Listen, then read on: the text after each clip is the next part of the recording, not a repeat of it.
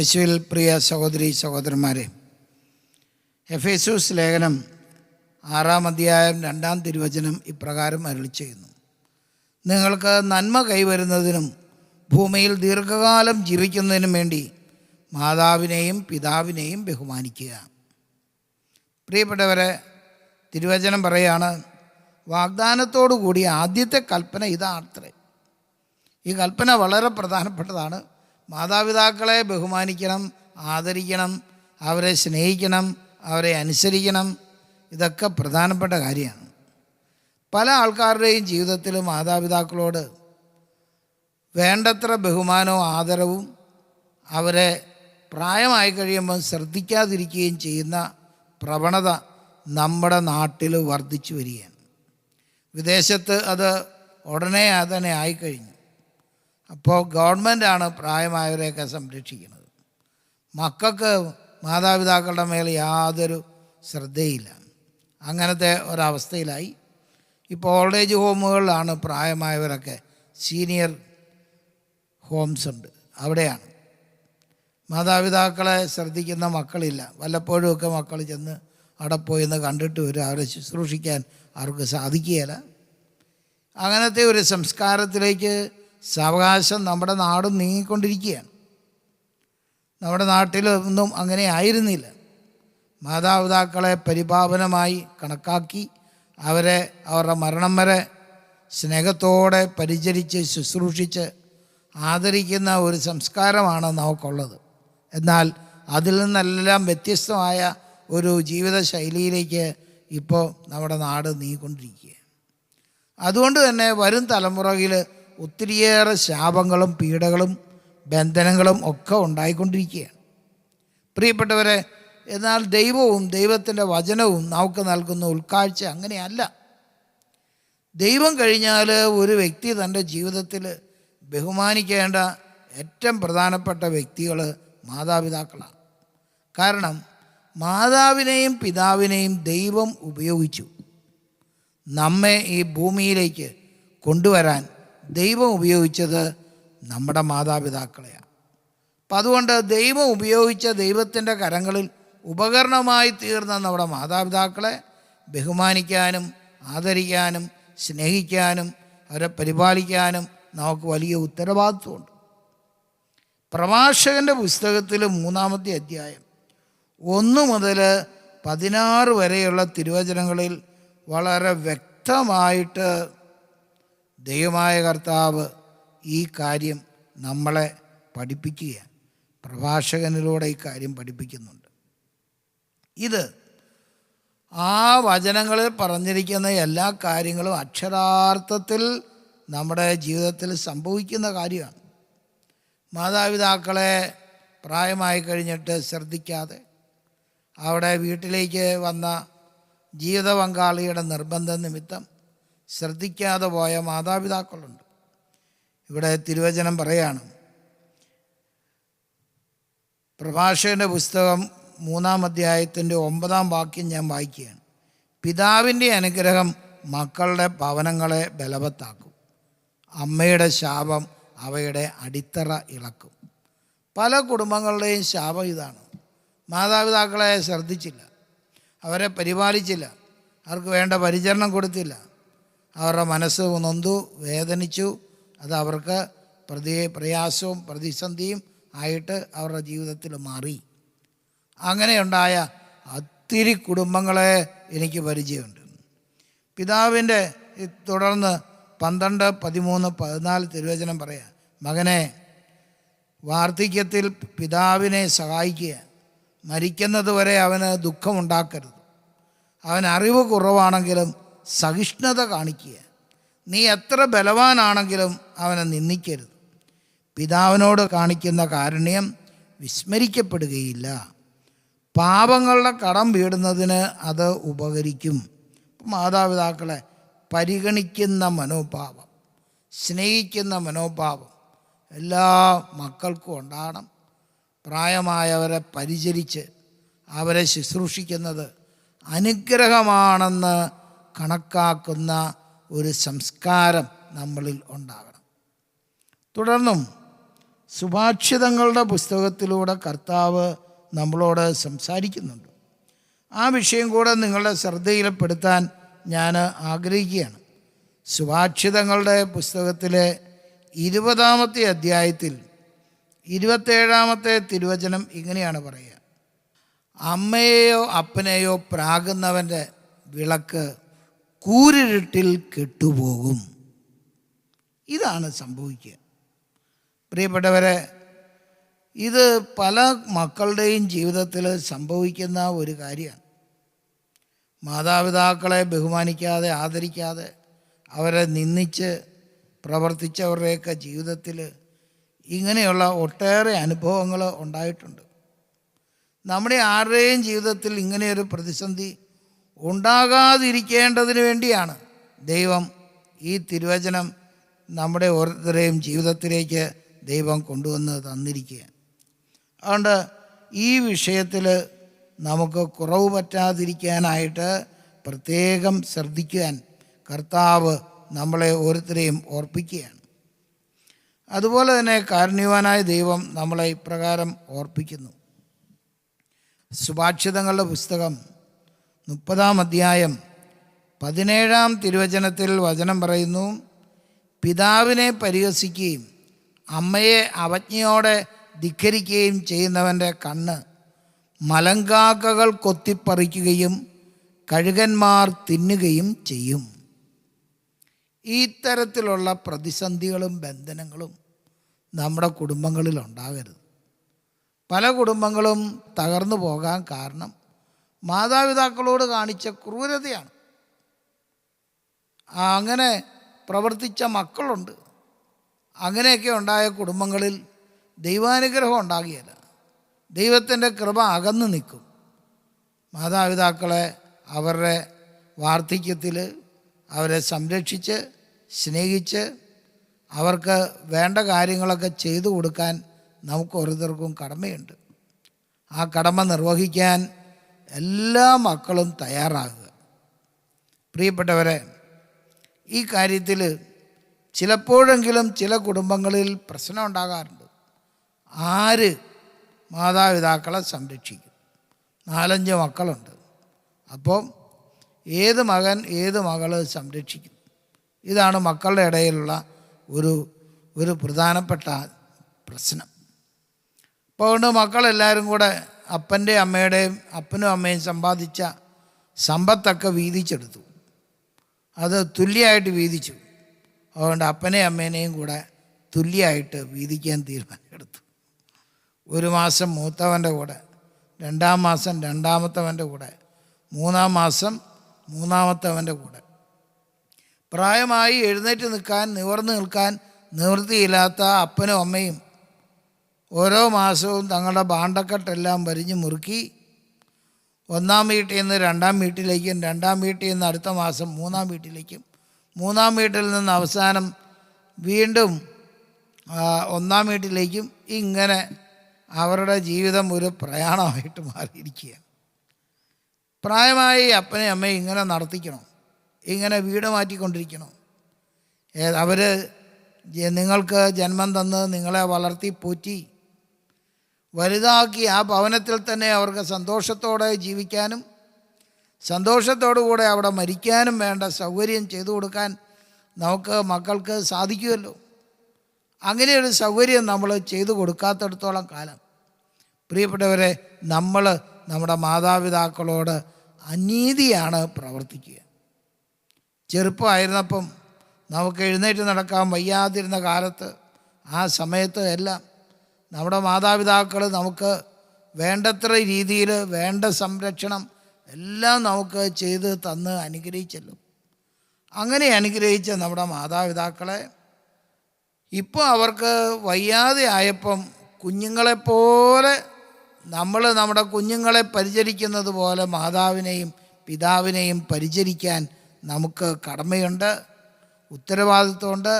അത് ചെയ്യാനായിട്ട് നമ്മൾ തയ്യാറാകുക. തിരുവചനം നമ്മൾ വീണ്ടും വീണ്ടും ആവർത്തിച്ച് ഓർക്കുക. അത് നല്ലതാണ്. അവിടെ തിരുവചനം പറയാണ്, പിതാവിൻ്റെ അനുഗ്രഹം മക്കളുടെ ഭവനത്തെ ബലവത്താക്കും. പിതാവിൻ്റെ അനുഗ്രഹം മക്കളുടെ ഭവനത്തെ ബലവത്താക്കും. എന്നാൽ മാതാവിൻ്റെയോ പിതാവിൻ്റെയോ കണ്ണീര് നിനക്ക് എതിരായിട്ട് ഒരു നിമിഷമെങ്കിലും വീഴാനിടയായാൽ, നീ മൂലം അവരുടെ കണ്ണീരൊഴുകാൻ ഇടയായാൽ, ആ കണ്ണീര് നമ്മുടെ ജീവിതത്തിൽ ഒരു ശാപമായിട്ട് തന്നെ നിലനിൽക്കും. എന്തിനാണ് ആ ശാപം പറഞ്ഞത്? അവരെ സ്നേഹിക്കുകയും പരിചരിക്കുകയും ചെയ്തുകൂടെ?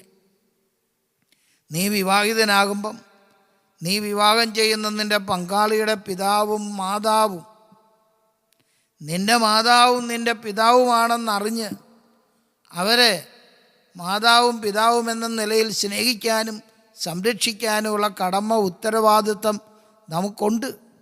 അത് അന്യൻ്റെ അമ്മയാണ്, അന്യൻ്റെ അപ്പനാണ് എന്ന് കാണാൻ ഇടയാക്കാത്ത രീതിയിൽ നമ്മുടെ ജീവിതം മാതാപിതാക്കളെ ബഹുമാനിക്കുന്ന ജീവിതമായിട്ട് നമ്മൾ കാണണം. അവിടെ ദൈവത്തിൻ്റെ അനുഗ്രഹം ഉണ്ടാകും, കർത്താവിൻ്റെ കൃപയുണ്ടാകും. നമ്മുടെ മാതാപിതാക്കൾക്ക് നമ്മുടെ വീട്ടിൽ നമ്മുടെ കുഞ്ഞുങ്ങളോടൊത്ത് സന്തോഷത്തോടെ ജീവിക്കാനുള്ള എല്ലാ സാഹചര്യവും നമ്മൾ കൊടുക്കണം. കാരണം ഗ്രാൻഡ് ചിൽഡ്രൻ അവരെയൊക്കെ കാണുന്നത് നമ്മുടെ മാതാപിതാക്കൾക്ക് വലിയ സന്തോഷമാണ്. അവരോടൊത്ത് കളിക്കുന്നത് അവർക്ക് സന്തോഷമാണ്. ഈ കുഞ്ഞുങ്ങൾക്കും പ്രായമായ മാതാപിതാക്കളുടെ പരിചരണവും സ്നേഹവും ഒക്കെ വളരെ പ്രധാനപ്പെട്ടതാണ്. ഇന്ന് വന്നു കഴിഞ്ഞപ്പോഴേക്കും നമ്മുടെ കുടുംബങ്ങളെല്ലാം കുട്ടികളുടെ എണ്ണം വളരെ കുറഞ്ഞു, 1ഉം 2ഉം ഒക്കെ ആയിട്ട് പരിമിതപ്പെട്ടു. അപ്പോഴേക്കും എന്ത് സംഭവിച്ചു? നമ്മുടെ കുടുംബങ്ങളിൽ മാതാപിതാക്കളുടെ ആവശ്യം ഇല്ലാണ്ടായി. പ്രിയപ്പെട്ടവരെ, നമ്മുടെ ജീവിതത്തിൽ ഈ മാതാപിതാക്കൾക്ക് നിങ്ങളുടെ കുഞ്ഞുങ്ങളെ നന്നായിട്ട് ചിട്ടയിലും സ്നേഹത്തിലുമൊക്കെ വളർത്തിക്കൊണ്ടുവരാനായിട്ടുള്ള സാമർഥ്യമുണ്ട്. അത് അവരുടെ ഇടപെടൽ കുഞ്ഞുങ്ങളുടെ വളർച്ചയ്ക്ക് സഹായമാകും. ദൈവാനുഗ്രഹത്തിൻ്റെ വലിയൊരു സ്രോതസ്സാണ് മാതാപിതാക്കളെ ബഹുമാനിക്കുന്നത്. ആ മാതാപിതാക്കളെ ബഹുമാനിക്കുന്ന ദൈവകൃപയിലേക്ക്, സ്നേഹിക്കുന്ന ദൈവകൃപയിലേക്ക് നമുക്ക് പ്രവേശിക്കാം. ആ കൃപാനുഗ്രഹത്തിനായിട്ട് നമുക്ക് പ്രാർത്ഥിക്കാം. Praise the Lord.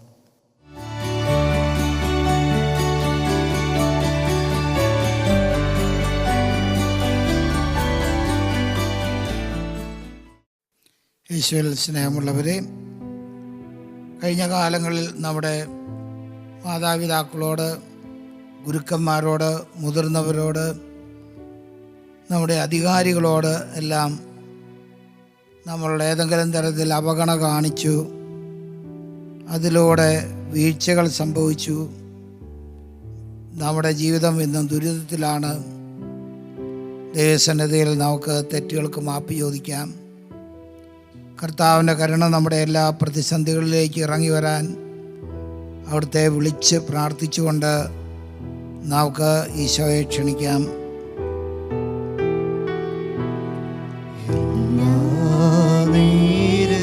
സ്തുതി പാടും ആത്മാവിൽ വാഴും ഈശോയ്ക്ക്, അൾത്താരയിൽ വരും തിരുനാഥന് ഒപ്പമായി തീരുന്ന ഗുരുനാഥന് ആരാധനയുടെ പൊൻചിറകിൽ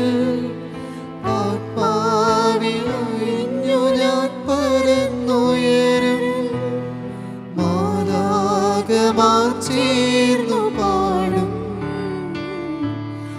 ആരാധന ആരാധന ആരാധന ആരാധന. കൈകൾ ഉയർത്തി പാടാം. ആരാധന.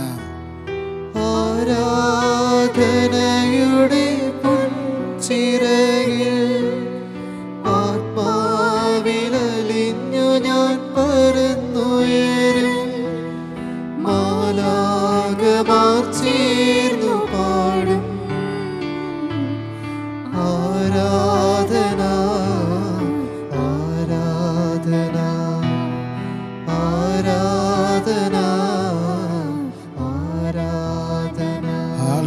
Hallelujah hallelujah hallelujah hallelujah hallelujah hallelujah യേശുവേ സ്തുതി ആരാധന ആരാധന ആരാധന യേശുവേ ആരാധന ആരാധന ആരാധന ആരാധന യേശുവേ യേശുവേ യേശുവേ ഹല്ലേലൂയ ഹല്ലേലൂയ ഹല്ലേലൂയ ഹല്ലേലൂയ. പരിശുദ്ധ പരമാദിവ്യകാരുണ്യത്തിന് നേരവും ആരാധനയും സ്തുതിയും പുകഴ്ചയും ഉണ്ടായിരിക്കട്ടെ. പരിശുദ്ധ പരമാദിവ്യകാരുണ്യത്തിന് നേരവും ആരാധനയും സ്തുതിയും പുകഴ്ചയും ഉണ്ടായിരിക്കട്ടെ. പരിശുദ്ധ പരമാദിവ്യകാരുണ്യത്തിന് നേരവും ആരാധനയും സ്തുതിയും പുകഴ്ചയും ഉണ്ടായിരിക്കട്ടെ. യേശുവിലെ പ്രിയ സഹോദരി സഹോദരന്മാരെ, കഴിഞ്ഞ കാലം നമുക്ക് വീഴ്ചകൾ സംഭവിച്ചിട്ടുണ്ട്. പ്രത്യേകിച്ച് നമ്മുടെ മാതാപിതാക്കളെ ബഹുമാനിക്കുന്നതിലും ഗുരുക്കന്മാരെ ബഹുമാനിക്കുന്നതിലും അധികാരികളെ അനുസരിക്കുന്നതിലും വന്നിട്ടുള്ള നമ്മുടെ കുറവുകൾ നമ്മുടെ ജീവിതത്തിൽ ചിലപ്പോൾ അതെല്ലാം ഒരു ബന്ധനമായിട്ട് പീഡയായി ദുരിതങ്ങൾക്ക് കാരണമായിട്ടെല്ലാം പ്രവേശിച്ച് നമ്മളെ തകർക്കുന്നുണ്ട്. അവയിൽ നിന്നെല്ലാം കർത്താവ് നമുക്കിന്ന് വിടുതൽ തരാൻ ആഗ്രഹിക്കുകയാണ്. ആ തെറ്റ് തിരുത്തുമെന്ന് നമുക്ക് തീരുമാനമെടുക്കാം. തിരുത്തപോകാൻ തീരുമാനിക്കുന്ന അതേ നിമിഷം തന്നെ ദൈവത്തിൻ്റെ കരുണ അതിവേഗം നമ്മളിലേക്ക് ഇറങ്ങി വന്ന് നമ്മളെ വിശുദ്ധീകരിക്കുകയും കൈകൾ ഉയർത്തി അനുഗ്രഹിക്കുകയും നമുക്ക് നഷ്ടപ്പെട്ടതെല്ലാം തിരിച്ചു തരികയും ചെയ്യുന്നവനാണ് നമ്മുടെ ദൈവം. പ്രിയപ്പെട്ടവരെ, സാത്താൻ എന്തെല്ലാം നമ്മുടെ തെറ്റുകളിലൂടെ നമ്മളിൽ നിന്ന് മോഷ്ടിച്ചു കൊണ്ട് പോയോ അതൊക്കെ കർത്താവ് തിരിച്ചു പിടിച്ച് നമുക്ക് തരും. അങ്ങനെയാണ് അനുതപിക്കുന്ന ഓരോ മകനും ഓരോ മകൾക്കും ദൈവം ചെയ്യുക. ധൂർത്തപുത്രൻ അനുതപിച്ച് ദൈവസന്നിധിയിലേക്ക് വന്നു. പിതാവ് ആ ഒറ്റ നിമിഷം തന്നെ അവൻ്റെ നഷ്ടപ്പെട്ട വളയും മോതിരവും അവൻ്റെ വസ്ത്രവും ചെരുപ്പും ഒക്കെ തിരിച്ചു കൊണ്ടുവന്ന് അതെല്ലാം അണിയിച്ച് അവനെ പഴയതുപോലെ തന്നെ മകനായി സ്വീകരിച്ച് ആദരിച്ച് അവനെ ബഹുമാനിച്ച ആ പിതാവാണ് നമ്മുടെ ദൈവം. അതുകൊണ്ട് നഷ്ടപ്പെട്ടതിനെ ഓർത്ത് വിലപിക്കാതെയും നമ്മുടെ കുറ്റബോധത്തിൽ കിടന്ന് ഉരുളാതെയും മറിച്ച് ചെയ്ത തെറ്റിനെ ഓർത്ത് അനുതപിച്ച് ഇനി ഒരിക്കലും ആവർത്തിക്കുകയില്ല എന്ന ബോധ്യത്തോടെ ദൈവസന്നിധിയിലേക്ക് നമുക്ക് വരാം. ഇപ്പോൾ നമ്മളെ ബന്ധിച്ചു വച്ചിരിക്കുന്ന പൈശാചിക ശക്തി നമ്മളെ വിട്ടുപോകാൻ നമുക്ക് പ്രാർത്ഥിക്കാം. യെശയ്യാ പ്രവാചകൻ്റെ 54 അധ്യായം 17 തിരുവചനം ഉച്ചരിച്ച് നമ്മളിങ്ങനെ പ്രാർത്ഥിക്കുന്നു. കർത്താവ് അരുളി ചെയ്യുന്നു, നിന്നെ ഉപദ്രവിക്കാൻ ഉണ്ടാക്കിയ ഒരായുധവും ഫലപ്രദമാവുകയില്ല. നിനക്കെതിരെ വിധി പ്രസ്താവിക്കുന്ന എല്ലാ നാവുകളെയും നീ ഖണ്ഡിക്കും. കർത്താവിന്റെ ദാസരുടെ പൈകൃതവും എന്റെ നീതി നടത്തലുമാണ് ഇത്. Hallelujah hallelujah. കർത്താവേ കനിയണമേ, യേശുവേ കനിയണമേ. അങ്ങ് അരുളിയ വചനങ്ങളുടെ യോഗ്യതയാൽ ഇപ്പോൾ ഞങ്ങളെ ബന്ധിച്ചു വെച്ചിരിക്കുന്ന എല്ലാ പൈശാചിക ശക്തികളും യേശുവിന്റെ നാമത്തിൽ നീങ്ങിപ്പോകട്ടെ. യേശുനാമത്തിൽ അന്ധകാര ശക്തികൾ ബന്ധിക്കപ്പെടട്ടെ. എല്ലാ മേഖലകളിലും അത്ഭുത വിടുതലും മോചനവും സംഭവിക്കട്ടെ. എല്ലാ മേഖലകളിലും അത്ഭുത വിടുതലും മോചനവും സംഭവിക്കട്ടെ. Hallelujah, hallelujah, hallelujah, hallelujah, hallelujah, hallelujah, hallelujah. Hallelujah. യേശുവേ നന്ദി, യേശുവേ നന്ദി, യേശുവേ സ്തോത്രം, യേശുവേ സ്തോത്രം, യേശുവേ ആരാധന, യേശുവേ ആരാധന. Hallelujah, hallelujah, hallelujah. ഹല്ലേലൂയ. അതിഘോരമായ ഞങ്ങളുടെ പാപങ്ങൾ മായ്ക്കണേ എന്ന് പ്രാർത്ഥിക്കാം. അതിഘോരമാ എൻ പാപജീവിതം നിന്ദയ തേടുന്നു കരുണാമയ. അതിഘോരമാ എൻ പാപജീവിതം നിന്ദയ തേടുന്നു കരുണാമയ. വഴിവിട്ട ബന്ധങ്ങൾ, അടങ്ങാത്ത മോഹങ്ങൾ, അടിതെറ്റി വീഴുന്നു അതിദാരുണം. വഴിവിട്ട ബന്ധങ്ങൾ, അടങ്ങാത്ത മോഹങ്ങൾ, അടിതെറ്റി വീഴുന്നു അതിദാരുണം. കൈകൾ ഉയർത്തി പ്രാർത്ഥിക്കാം. കരുണക്കടലേ, കരം നീട്ടി എന്നെ കരകയറ്റി നിൻ ദാസരിൽ ചേർക്കണേ. കണ്ണീരൊഴുക്കി ഞാൻ പാദം കഴുകുന്നു, പാപം ക്ഷമിക്കണേ, ശിക്ഷകൾ നീക്കണേ. കരുണക്കടലേ, കരം നീട്ടി എന്നെ കരകയറ്റി നിൻ ദാസരിൽ ചേർക്കണേ. കണ്ണീരൊഴുക്കി ഞാൻ പാദം കഴുകുന്നു, പാപം ക്ഷമിക്കണേ, ശിക്ഷകൾ നീക്കണേ. കൈകൾ നെഞ്ചോട് ചേർത്ത് വിടുതലും വിമോചനവും തരുന്ന കർത്താവിൻ്റെ തിരുരക്തം നമ്മുടെ മേൽ ഒഴുകാൻ നമുക്ക് പ്രാർത്ഥിക്കാം. നമ്മളെ ബന്ധിക്കുന്ന എല്ലാ മേഖലകളിലും യേശു രക്തം അത്ഭുത വിടുതൽ നമുക്കിതാ പ്രദാനം ചെയ്യുന്നു. വിശ്വാസത്തോടെ നമുക്ക് പ്രാർത്ഥിക്കാം. എന്നെ ബന്ധിക്കുന്ന ദുഷ്ടാത്മശക്തികളെ യേശുവിൻ രക്തത്താൽ നിർവീര്യമാവുക. എന്നെ ബന്ധിക്കുന്ന ദുഷ്ടാത്മശക്തികളെ യേശുവിൻ രക്തത്താൽ നിർവീര്യമാക്കുക. യേശുവിൻ നാമത്തിൽ വിടുതലും സൗഖ്യവും പാവനാത്മാവിൻ സഹവാസവും നൽകണേ. യേശുവിൻ നാമത്തിൽ വിടുതലും സൗഖ്യവും പാവനാത്മാവിൻ സഹവാസവും നൽകണേ. കൈകൾ ഉയർത്തി കരുണക്കടലേ, പ്രാർത്ഥിച്ചുകൊണ്ട് യേശുവിന്റെ ആശീർവാദം സ്വീകരിക്കാൻ നമുക്ക്. കരകയറ്റി നിൻ ദാസരിൽ ചേർക്കണേ.